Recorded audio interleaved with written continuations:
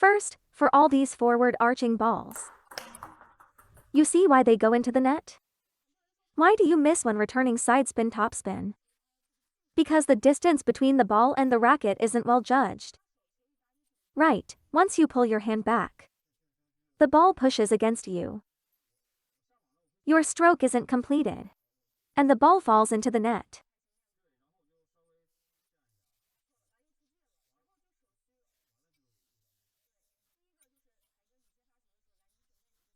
Your center of gravity must come down, because in backhand defense, it all happens in front of the body. Chest in, abs engaged. So first point. You kept receiving like this. But your hand must always keep some distance from your body.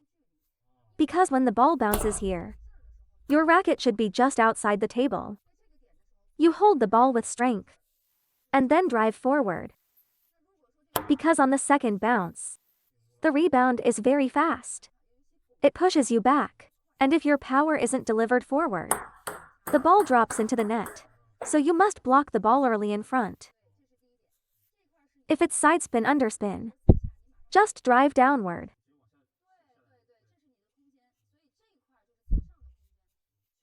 So here is the space for side spin topspin. Your racket must be outside the table.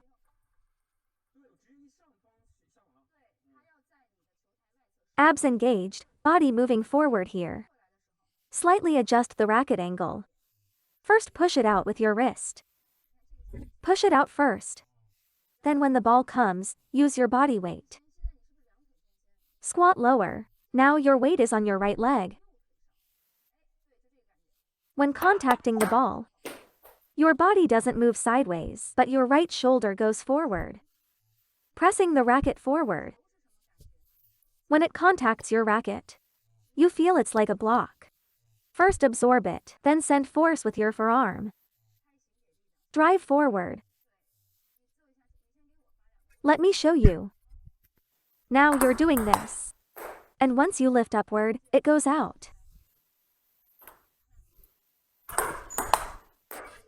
So change your balance. Put your hand in front. Look, the first step in changing balance is lower your center of gravity, then press it on your right leg.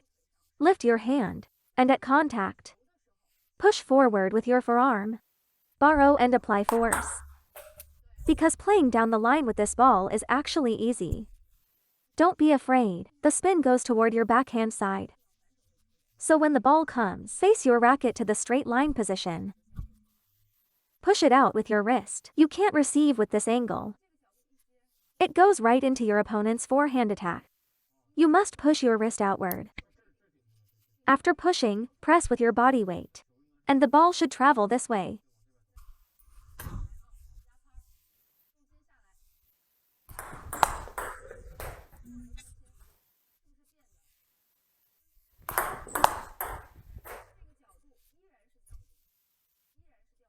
This ball is floating a bit. It's kind of like side spin. You absolutely cannot apply force proactively. Otherwise it will immediately go out. Why? Because you didn't control the force. Since it's a straight shot, you must control the placement. So when receiving, rely on your forearm and shoulder. Use your body weight to press the ball, instead of actively flicking it. When we amateurs play matches, if you hit that placement well, you basically control the rally. Yes, once you control him, you have 50% chance to score. Because once you move him around, even if he recovers, he won't dare to counter strongly. He'll probably return passively. Then you press again. Yes, press it to this side. Especially against backhand deep side spin. But if you don't control your body weight, if you don't press the arc down, and you'll still get attacked. First, focus on placement. Second, focus on speed. This isn't a power shot. It's not like a forehand attack, where you emphasize power. Receiving serves is more about placement. How can I stop my opponent from attacking? How can I control and move him? If your opponent smashes every return, then clearly you're not on the same level. No matter what, you can't beat him.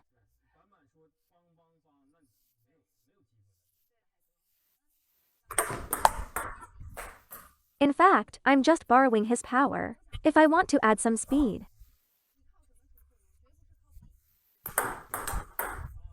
When I make contact, I add a little hidden force with my wrist, then the ball becomes fast with a dip.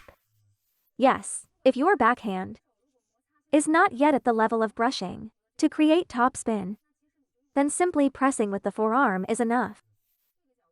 That angle, center of gravity, is key. If you stand square when hitting, the ball easily goes to the middle, or awkwardly to the opponent's forehand. Once you press down with your weight, your racket face and hand are ready, prepared instantly. When contacting the ball, your right shoulder pushes forward, and it becomes a borrowing force shot. Very fast speed. See, very easy. Since it's sidespin topspin, you must not retreat. The more you retreat, the more it kicks. Push forward, like a wall. It stops right there. Then it's my power. My control. The more you retreat, the more he bullies you. The more you retreat, the more he pressures you. It's the same with sidespin backspin. The more you back off, see, it spins even more. Harder to loop. Stay fixed at this position. Shake your wrist and legs. Then the loop is easy. I just borrow your forward force. As long as I use your power and speed, I add spin on it, so it has both forward drive and spin as well. The more you let it sink, the more it drops. The harder it gets for you, and you lose the leverage point. It loses forward drive. You cannot back off when returning serve. When we normally return serve, after the ball comes, when it goes to your backhand side, and you want to switch to the straight line, put your weight on your right side. Load onto your right side. I press over to get ready for the return. Wrist must keep the racket face closed. When you want to hit straight, your racket face can't still face diagonal. Wrist stays closed and firm. The technique is consistent. Lift your hand up, don't back off. This is wrong. Be ready in front of your chest. Okay, after you absorb the ball, use your forearm towards the straight line. And at the same time send the shoulder forward. Give a little force with the shoulder, but the hand strength must be controlled. The ball's speed comes from the forearm's touch speed, not from actively forcing it. Never actively overhit. It flies out. Lower your center of gravity. Load onto the right side. Wrist stays closed. Racket face points to the straight line. Press down. Press this angle down. At this time, can you create an arc? No, don't do that. Press forward with the shoulder. After contacting the ball, don't back off. You must adjust your balance. Center of gravity is really crucial.